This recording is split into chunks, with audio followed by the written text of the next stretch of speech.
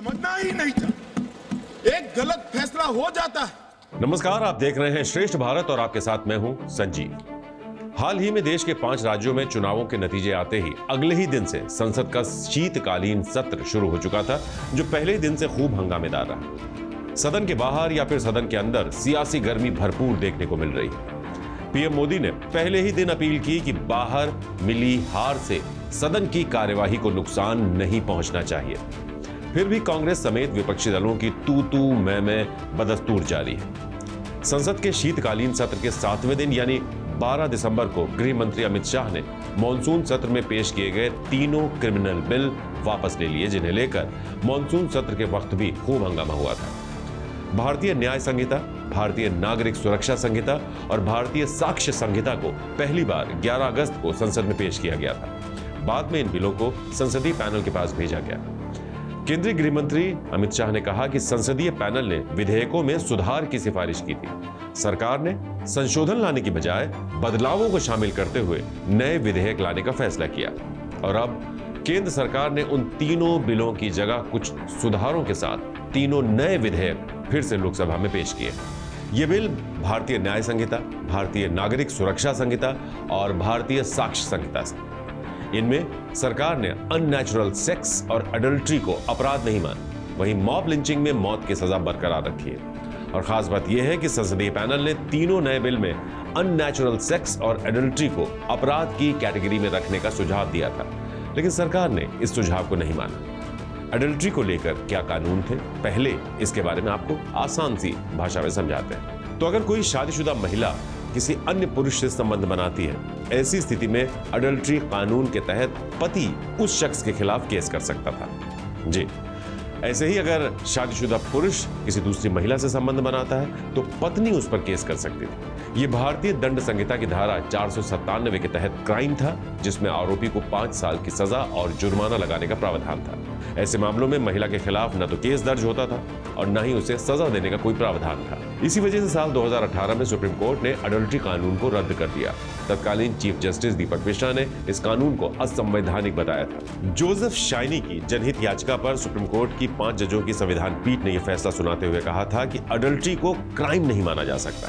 Same sex कानून के बारे में आपको बताते हैं। एडल्ट्री की तरह नए बिल में सेम सेक्स या अननेचुरल सेक्स को अपराध की कैटेगरी में नहीं रखा गया है।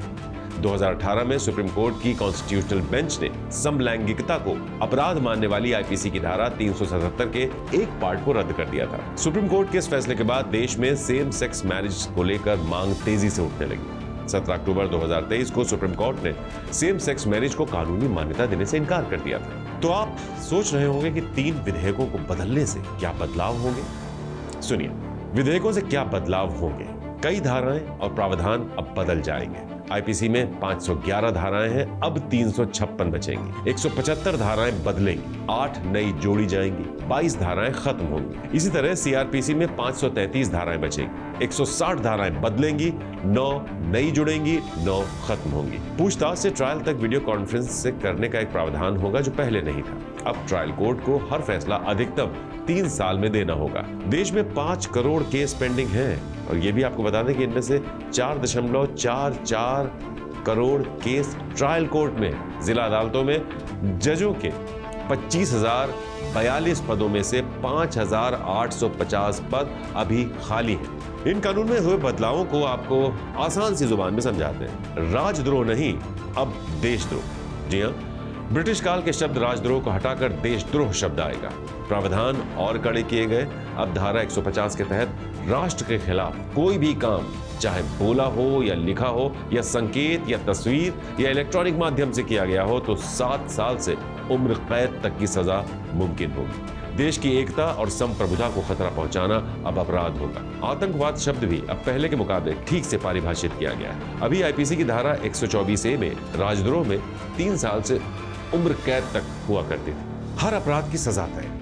जी, पहली बार छोटे मोटे अपराधों जैसे नशे में हंगामा करने या फिर 5,000 से कम की चोरी करने के लिए 24 घंटे की सजा या 1,000 रुपए जुर्माना या सामुदायिक सेवा करने की सजा हो सकती है। अभी तक ऐसे अपराधों पर जेल भेजा जाता था। मॉब लिंचिंग, तो मौत की सजा का प्रावधान 5 या ज्यादा लोग जाति, नस्ल या भाषा के आधार पर हत्या करते हैं तो कम से कम 7 साल या फांसी की सजा होगी। मॉब लिंचिंग को लेकर अभी तक कोई स्पष्ट कानून नहीं था।